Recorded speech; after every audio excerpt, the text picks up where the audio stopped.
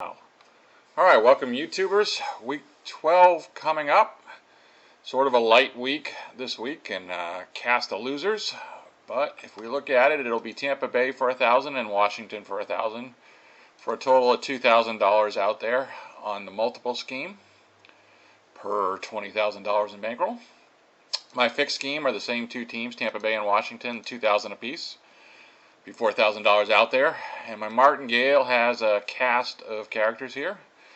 So Houston 1,024, Miami 512, New York Giants 512, Tampa Bay 1239, Washington 1239, Jacksonville 512, San Francisco 512, Philadelphia 512. So not a whole lot of money out there relative, $6,062. So good luck everybody with whichever scheme you pick there.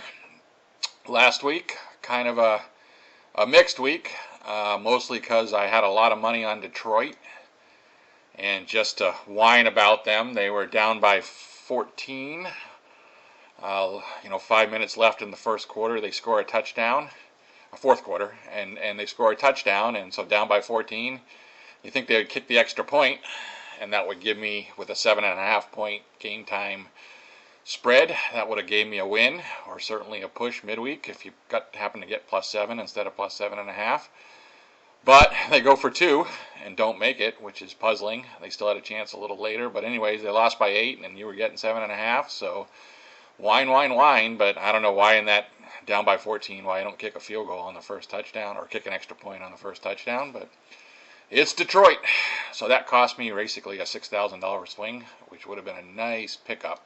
Anyways, Cleveland covered, Indianapolis covered, Cincinnati is covered, Detroit did not, and Tampa Bay, of course, 4 turnovers that game, according to the stat sheets, 4 interceptions for Mr. Jameis. So, yeah, they did not, they got blown out, but then again, any one of those 3 of those interceptions were kind of direct touchdowns, so, or pretty damn close to it, or cause, so, would have covered, probably, maybe. Anyways, so $5,000 up, $5,000 down, you lose the VIG. Minus 455. Now on the fixed, again it's 3 and 2 on the fixed. They're all $2,000 bets, so I was up actually positive, plus 1454 in profit. And the Martingales again suffered again from Detroit with a huge $3,700 loss instead of a $3,300 win. So that was a $7,000 swing. Anyways, net effect. Couple other games in there. Buffalo won, Chargers lost, so it all kind of ended out to be minus 1634. About what I made in profit last week. Got lost. So let's look at the watch list for this week. Again, Houston. Just the 2-game losers are Tampa Bay and Washington. Tampa Bay this time going to Atlanta, who's been red hot the last couple weeks, but we'll see if they get some points and cover there. And Washington at home against Detroit. Who knows there, but at least I'm not picking Detroit this week. The rest of the people are kind of Houston for 2 games, Miami for 1. These are all 1-lossers. New York Giants, the Jacksonville, and San Francisco. Nobody really exciting. No money out there to get me too excited about. How are the season YouTubers doing? Well, a bunch of red this week, except for my fixed scheme. Gio knows, again, doing horrible, not even getting his 500 or a little bit below 500 that he normally picks historically. But he went 1 and 3, now he's 16 and 26, losing more than even the $20,000. These are all $2,000 bets per game just to even everybody out here. Half Moon had a push in there with Arizona, but 1 win, 2 losses, now 19 and 23, sub 500. Logan Schiff and Teddy Bear haven't picked for several weeks now, so not very reliable. My fixed scheme went 3 and 2, so now I'm 14 and 12, and a little bit of headway there, a little bit more profit, 1452. Again, here's my multiple scheme, which is effectively went 5 and 5. If you count these as all as 1 bet on the multiples, so 5 and 5. That put me in 17 and 15 for the year. Again, lost a little bit this week, but still a little bit positive.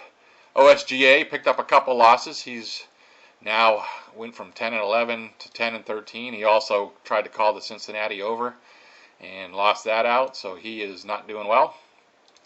Goat House went 1-1. Arguably shouldn't have picked up the Dallas, but 1-1. 15-14, although it's above 500, is a losing when you consider the vig in there, ATS. And the Meat Man picked up a couple losses. He did call the Cleveland money line, but they were a favorite, so you're only getting 50 cents on the dollar or something to win. But again, that's why I'm trying to do ATSs here. So now he's dropped to 16-8, which is great, but down. So we'll see where he progresses, if he gets back to 500 ball or where he's at. So there's my recap for the week. Both my schemes are a little bit positive. Let's do the ROI.